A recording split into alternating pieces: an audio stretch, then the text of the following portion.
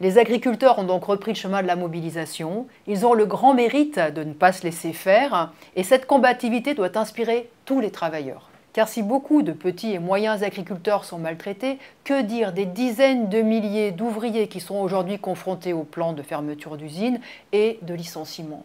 C'est le monde à l'envers. Ceux qui sont les plus utiles, les plus indispensables à la société, les travailleurs, sont attaqués de toutes parts.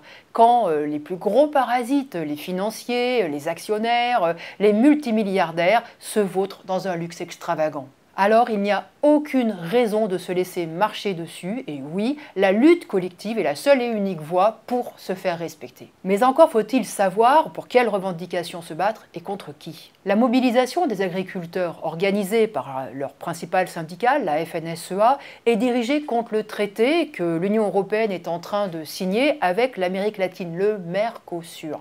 Mais ce traité, le Mercosur, n'est pas encore en place. Ce n'est donc pas lui qui est responsable des plus gros problèmes que connaissent actuellement ces agriculteurs. Le Mercosur est agité comme un chiffon rouge, mais il cache l'essentiel, la domination des capitalistes les plus gros sur les producteurs les plus petits. Le gros problème des petits agriculteurs, c'est d'être pris en étau entre d'un côté leurs fournisseurs et de l'autre côté leurs acheteurs, que sont l'industrie agroalimentaire et la grande distribution.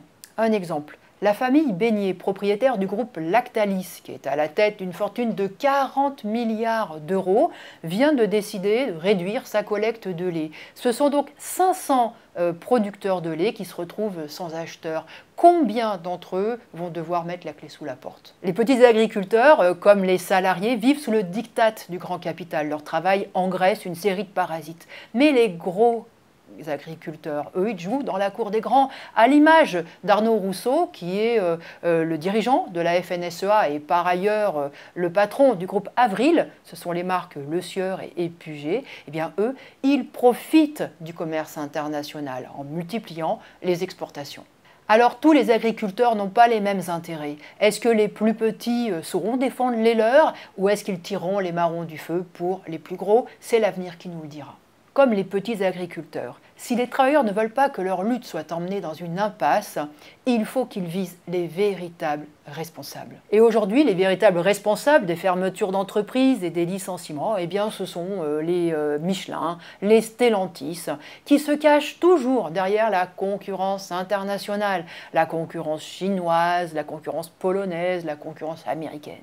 Les trusts capitalistes qui pleurnichent sur la concurrence étrangère défendent les lois du marché. Ils défendent cette concurrence, qu'elle soit à l'échelle nationale ou à l'échelle internationale. Et ils en sont même les principaux acteurs. Parce que comme Carlos Tavares, le PDG de Stellantis, l'avait si élégamment dit, la concurrence est le seul moyen d'aller manger dans la gamelle du voisin. L'unique préoccupation de ces rapaces, c'est de s'entre-dévorer pour gagner des parts de marché. Tout ça, bien sûr, sur le dos des travailleurs.